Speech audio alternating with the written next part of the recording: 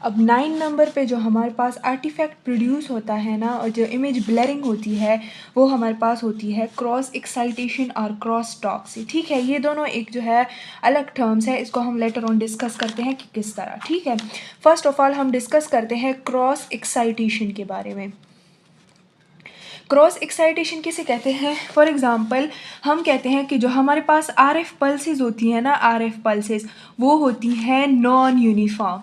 ठीक है, non uniform होती है, मतलब कि कभी हम 30 डिग्री दें, कभी 60 डिग्री दें, कभी 0 डिग्री देते हैं, कभी 90 देते हैं, 180 देते हैं। इस तरह की नॉन यूनिफॉर्म पल्सेस हम देते हैं। ठीक है, इस नॉन यूनिफॉर्म पल्स को हम कहते हैं non square, because it made the slice non square. अब इन आरएफ पल्सेस ने जाके क्या करना है?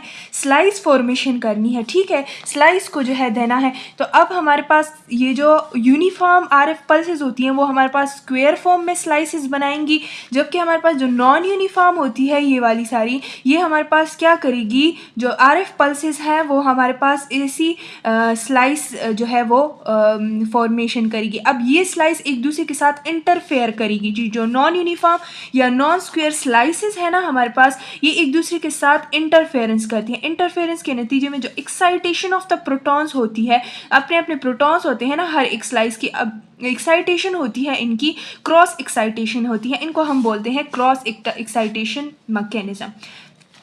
ठीक है, अब किस तरह होता है? अगर हम प्रॉपर मैकेनिज्म की बात करें, मैकेनिज्म तो होता कुछ इस तरह है कि फॉर एग्जांपल आपने जो है आरएफ पल्सेस दे दी। ठीक है, आरएफ पल्सेस देते हो आप, किसको? एक स्लाइस को देते हो। ठीक है, उसके साथ एडजेसेंट दूसरा स्लाइस भी हमारे पास प्रेजेंट होता है। अब इस स्लाइस के अपने प्रोटॉन्स हैं, इस स्लाइस के अपने एक प्रोटॉन है। एक स्पेसिफिक एरिया को आप क्या करते हो? आरएफ पल्स देते हो। अब इसमें जो इलेक्ट्रॉन है ना वो हमारे पास क्या हो गया है? एक्साइट हो गया। अब फॉर एग्जांपल समझ लो ये हमारे पास है slice number 1 and slice number 2। अब स्लाइस नंबर 1 में क्या हो गया? आरएफ पल्स आपने, इनका अपना आरएफ पल्स होता है स्पेसिफिक एरिया के लिए। अब आपने दे दी, ये एक्साइट हो गया हमारे पास। ठीक है, एक्साइटेशन के दौरान क्या होता है कि ये जो आरएफ पल्सेस होती है ना, ये हमारे पास एनर्जीज होती है ना, ये कुछ ना कुछ इन आरएफ पल्सेस, इन प्रोटॉन्स को भी डिस्टर्ब करती हैं। इन प्रोटॉन में भी इलेक्ट्रॉन क्या हो गया है? एक्साइट हो गया है। और यहाँ पे जो हमारे पास लॉन्गिट्यूडनल मैग्नेटाइजेशन पे प्रोटॉन्स थे ना, यहाँ भी इस स्लाइस नंबर 1 में भी, स्लाइस नंबर 2 में भी, ये कहाँ आ जाते हैं? ट्रांसवर्स मैग्नेटाइजेशन पे आ जाते हैं। ठीक है, अब इस स्लाइस को अपनी आरएफ पल्स मिलेगी, इस स्लाइस को अपनी आरएफ पल्स मिलेगी। ठीक है, अब इस स्लाइस को तो हमने आरएफ पल्स दे दी, उसके साथ इस सी की भी एक्साइटेशन हो गई, इलेक्ट्रॉन एक्साइट हो गया। अब इसको अपनी आरएफ पल्स मिल रही है। ठीक है, जब अपनी आरएफ पल्स मिलेगी ना उनको, तो यहाँ पे लॉन्गिट्यूडनल मैग्नेटाइजेशन से तो इनकी फ्लिपिंग हुई थी ना, एक्साइटेशन हुई थी और फ्लिपिंग हुई थी। ठीक है, तो क्या होगा? जब आरएफ पल्स इसको दी जाएगी तो हमारे पास सिग्नल लॉस हो जाएगा। सिग्नल लॉस का क्या मतलब है? इंटेंसिटी इसकी कम हो जाएगी, क्योंकि वहाँ पे तो कोई प्रोटॉन्स नहीं है ना कि वो अब फ्लिप हो जाए, एनर्जी गेन करके वापस जाए और स्ट्रॉन्ग सिग्नल प्रोड्यूस करे। ठीक है, वो ऑलरेडी एक्साइट हो चुका है। ठीक है, तो ये हमारे पास है अबाउट द क्रॉस एक्साइटेशन। अगर आप बुक के लाइन को पढ़ो तो यहाँ पे कहते हैं कि as a result nuclei in the slice adjacent to one excited by the RF pulse may also receive energy. दूसरा जो एडजेसेंट है वो एनर्जी रिसीव कर लेता है एंड बी एक्साइटेड, एक्साइट हो जाता है। This energy flip NMV, NMV का है नेट, का मतलब है नेट मैग्नेटाइजेशन वेक्टर, और ये कहाँ पे है? लॉन्गिट्यूडनल मैग्नेटाइजेशन पे है। अब ये फ्लिप होता है into the transverse magnetization when they are excited by their own RF pulse. अब ये दूसरे को, ये दूसरा जो है ना, दूसरा आरएफ स्लाइस, इसको अब हमने अपनी आरएफ पल्स दे दी। तो जब अपनी आरएफ पल्स देते हैं तो क्या होता है? They do not have these longitudinal magnetization. अब इनका लॉन्गिट्यूडनल मैग्नेटाइजेशन है नहीं कि टिल्ट हो जाए, तो सिग्नल हमारे पास कहाँ से प्रोड्यूस होगा? This phenomena is called cross excitation. इसको हम क्रॉस एक्साइटेशन बोलते हैं क्योंकि सिग्नल इंटेंसिटी रिड्यूस हो जाती है, लॉस हो जाती है। ठीक है, अब इसका एक इफेक्ट प्रोड्यूस होता है, जो हमारे पास होता है ना क्रॉस एक्साइटेशन, इसका एक इफेक्ट प्रोड्यूस होता है जिसको हम बोलते हैं cross talk. Cross talk is the effect of cross excitation. ठीक है, and cross excitation cause cross talk. ठीक है, अब क्रॉस टॉक का क्या मतलब है? टॉक हम कैसे बोलते हैं? बात है ना, अब एक स्लाइस दूसरे स्लाइस से बात करेगा in the form of signal. ठीक है, सिग्नल एक्साइटेशन होगी, सिग्नल की एक दूसरे से जो है ना क्रॉसिंग होगी। किस तरह होगी? अब हमने RF पल्स दे दी एक स्लाइस को, ठीक है, दूसरा स्लाइस इसके साथ एडजेसेंट पड़ा था। अब इनमें हमारे पास क्या हुई? इलेक्ट्रॉन की एक्साइटेशन हुई, ठीक है। अब ये इलेक्ट्रॉन जब हम RF पल्स फॉर एग्जांपल हमने 180 डिग्री दी, ये हमारे पास ऑफ हो गया, हमने RF पल्स को ऑफ कर दी। जब ऑफ करते हैं तो इलेक्ट्रॉन डी एक्साइट हो जाता है, डी एक्साइट के नतीजे में क्या होता है? सिग्नल लॉस होता है, वो सिग्नल चला जाता है स्लाइस नंबर 2 में। वो था स्लाइस नंबर 1 और ये है स्लाइस नंबर 2। अब ये सिग्नल जो है ना वो क्रॉस हो गया टू द अदर, ठीक है, इस तरह इसका इधर आ जाता है। जब इसको RF पल्स मिलती है, इसको RF पल्स मिलती है तो ये अपना सिग्नल उधर भेजता है। तो in the form of signal ये एक दूसरे से इंटरैक्ट कर रहे होते हैं, एक दूसरे से क्या कर रहे होते हैं? बातें कर रहे होते हैं। इसको हम कहते हैं क्रॉस टॉक, ठीक है। और cross talk is the effect of what? Cross excitation. अब इसको हम करेक्ट कैसे कर सकते हैं? करेक्ट हम इसको एक तो स्लाइसेस के दरमियान गैप को इंक्रीज करेंगे, ठीक है, गैप इंक्रीज करेंगे तो यहाँ की जो RF पल्स की एनर्जी है वो यहाँ तक नहीं पहुँचेगी, सिर्फ इनको हमारे पास एक्साइट करेगी। सेकंड नंबर पे आपके बुक में एक लाइन गिवन है, कहते हैं कि स्कैनिंग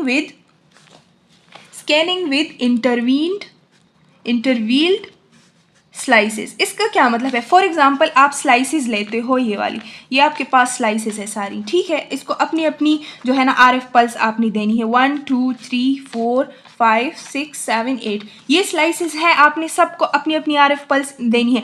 बट आप क्या करते हो? आप इंटरवील करते हो, डिवाइड करते हो। किस तरह? आप पहले RF पल्स 1 को दो, ठीक है, फिर 3 को दो, 1 को दे दी, 3 को दे दी, 5 को दो, 7 को दो, ठीक है। इससे हमारे पास क्या होगा? जब ये RF पल्स इसको मिलेगा तो एक्साइटेशन इसके एडजेसेंट में भी होगी ना, फिर यहाँ पे RF पल्स नहीं आएगा तो कोई क्रॉस एक्साइटेशन या क्रॉस टॉक नहीं होगी। समझ आ गई? ठीक है। उसके बाद हम अगर इसको RF पल्स देते हैं तो ये हमारे पास क्या होगा? एक्साइट तो ये वाला हो जाएगा, ये भी अपने साथ एक्साइट, लेकिन टाइम लेगा ये रिलैक्सेशन में, ये रिलैक्स हो जाएगा, फिर आप खैर इसको जो है वो कर सकते हो, RF पल्स दोबारा दे सकते हो कुछ टाइम बाद। लेकिन एग्जैक्टली जिस टाइम आप 1 को दे रहे हो उस टाइम आप 3 को दो, उस टाइम आप 5 को दो, 7 को दो, तो हमारे पास क्या होगा? क्रॉस एक्साइटेशन का जो लेवल है ना, जो इफेक्ट है वो रिड्यूस हो जाएगा। थर्ड नंबर पर अपने बुक में आप मेंशन करो, जो आपकी बुक में नहीं है, करेक्ट RF पल्स डिज़ाइन। आप RF पल्स की डिज़ाइन को क्या करते हो? करेक्ट करते हो। 180 अगर दे रहे हो, अगर 30 दे रहे हो, 180 उसके बाद या 90 180, तो आप मुसलसल एक जो है ना सीक्वेंस में दोगे, ठीक है। अगर आप बात करें इसकी यूजेस के बारे में, अब क्रॉस एक्साइटेशन यूजेस तो नहीं है, लेकिन आप कहते हैं कि ये कहाँ पे ज़्यादा अपेयर होता है। फॉर एग्जांपल आप इमेजिंग कर रहे हैं स्पाइन की, वहाँ पे इंटरवर्टेब्रल डिस्क होती हैं। अब हमें इंटरवर्टेब्रल डिस्क से सिग्नल नहीं चाहिए, ठीक है, इस साइड से सिग्नल नहीं चाहिए, तो हम क्या करते हैं? ब्लॉक्स यूज़ करते हैं, ठीक है। हमें दरमियान वाला जो डिस्क के दरमियान जेल वगैरह है, इनकी इमेजिंग चाहिए, इनमें कोई मसला है, ठीक है। अब हम यहाँ पे ब्लॉक रखते हैं, ठीक है, एक मेटल ब्लॉक होता है हमारे पास, दूसरा ब्लॉक हम दूसरे उस पे रखते हैं वर्टेब्रा पे, तीसरा हम तीसरे पे रखते हैं। बट अगर ये ब्लॉक पैरेलल है तो इट इज़ ओके, ठीक है, मतलब कि ठीक है, इमेजिंग हमारे पास ओके जा रही है। लेकिन अगर ये ब्लॉक इस तरह हो गए, ठीक है, अगर इस तरह हो गए, एक दूसरे से इंटरसेक्ट हो गए, तो मतलब कि इनमें एक्साइटेशन होगी, क्रॉस एक्साइटेशन से हमारे पास क्या होगा? जो है वो इमेजिंग जो है वो ख़राब होगी, डिग्रेडेशन होगी इमेज की, और हमारे पास इमेज क्वालिटी ख़राब होगी, ठीक है। तो it was all about the cross excitation and cross talk, ठीक है। अगर आप अपने बुक में देखें तो आपके पास ये है स्लाइस स्क्वेयर शेप की एंड नॉन स्क्वेयर, ये आइडियल है, ठीक है, इट्स आइडियल होता है। बट जो एक्चुअल स्लाइस शेप हमारे पास होता है वो इस तरह होता है, और उसमें हमेशा क्रॉस एक्साइटेशन होती रहती है, ठीक है। बट इसको हम मिनिमाइज़ करते हैं बाय 3 मेजरमेंट्स, ठीक है, वो मैंने आपको मेंशन कर दी। होप्स आपको समझ आ गई होगी, ठीक है।